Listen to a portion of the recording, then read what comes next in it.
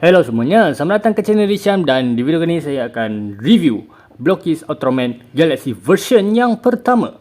Okey, buat penonton lama ni mungkin pelik kenapa saya buat balik. Bukannya saya dah buat ke? Okey, ini versi lebih ringkas dari review yang sebelum ni dan jauh lebih padat lah. Dan saya akan cakap tentang kelebihan dan kekurangannya dalam satu video dan jauh lebih singkat. Okey, ini merupakan line up pertama yang menjadi pencetus kenapa orang minat dengan Galaxy version ataupun Blockis Ultraman ni.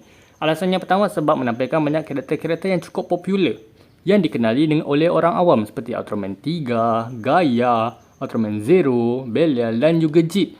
Di mana siri Ultraman yang ada di sini itu dikenal oleh orang ramai dan disukai oleh orang ramai. Walaupun Zero ni tak ada siri, tapi kemunculannya di banyak Ultraman ini, ya jelaslah ramai orang suka kot. Terkejut juga dengan Blockis Ultraman ni sebabnya diorang dah dapat izin ataupun hak cipta dari Suburaya dan juga bantuan dari SCLA tu. Jadi tak perlu takut lah kalau ni citak rompak ke. Jawapannya tak, sebab dah dapat approvement dari Suburaya. Yang pertama akan bercakap tentang Ultraman 3. Ya, ini pun Ultraman kegemaran saya. Mungkin kekurangan untuk Ultraman 3 ni adalah di bahagian dia punya kepala. Sebab kepala dia dalam beberapa angle atau perspektif agak pelik. Nah, macam ni. Kalau tepi okey. Kalau beberapa angle lah, ni macam ni agak pelik. Mungkin tak boleh dilihat dengan mata kasar, tapi kalau pakai kamera mungkin Ultraman-nya jauh lagi bagus. Dan bahagian dada juga yang saya rasa cukup kurang kat sini. Kekurangannya yang saya nak cakap kat sini, kita tak dapat option part yang kena dengan Ultraman 3. Ultraman 3 ni kan identik dengan dia punya beam dia, iaitu Zeparion Beam. Kalau saya panggil Zeparion Caution. Tapi yang kita dapat kat sini ada, iaitu option part adalah tangan ini saja. Ya, itulah yang saya rasa cukup mengecewakan. Untuk dari segi design semua tak ada masalah. Ya, kekurangan ni dia ada dari option part dan juga molding kepala dan juga badan yang agak aneh. Nah, tak sampai di situ, kita juga dapat form Ultraman 3 Power Type. Yang di mana di sini pun saya pelik. Ini tak dapat kosen, ini dapat kosen. Tu, dia dapat kosen yang warna oranye ni, yang cukup identik dengan Dilithium Beam Torrent. Jadi mungkin kekurangan untuk line up awal-awal Blockis ni adalah option part yang tidak konsisten.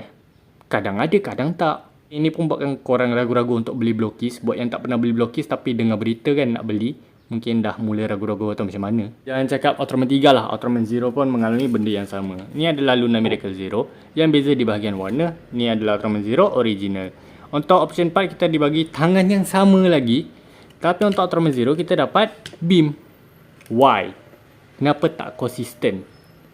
Kenapa tak bagi sesuatu yang menarik aja untuk Luna Miracle Zero supaya orang macam mana Mungkin benda ni dah terasa hamba sebab ya line up ni dah lama sebenarnya. Tapi saya nak komplain-komplain aja ni. Macam mana nak tarik perhatian fans kalau diberinya ya ala kadar aja kan. Dan untuk Ultraman Zero, untuk kedua-duanya, Luna Miracle Zero dan juga Zero Original, saya paling tak suka di bahagian kepala dia. Agak aneh aja.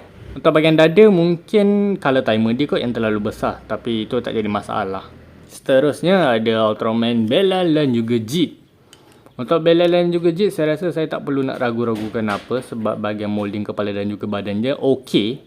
Memang mengikuti yang versi nyata ataupun live action. Cuma yang kurang ini, yang ni kurang option part. Ni kenapa bagi option part tangan ini saja? Kenapa tak bagi tangan mencengkam yang cukup identik dengan fighting stance-nya Ultraman Jit? Ultraman Jit kan kalau lawan kan macam ni kan tangan dia. Dia bagi ni saja dengan tangan ni saja. Kenapa tak ada kosen? Macam Wrecking Burst ke? Ni kenapa tak ada Dilithium ataupun Daxium Beam ke? Tak pun Giga Battleizer ke? Kalau betul orang nak buatkan kita kecewa, janganlah dengan line up karakter-karakter popular ni. Kita ada Ultraman Gaia juga. Mungkin yang kurang kat sini pun, ya, option part dia lah. Dan juga bahagian kepala dia. Korang rasa pelik tak bahagian kepala dia? Dia macam jendol ke atas kan.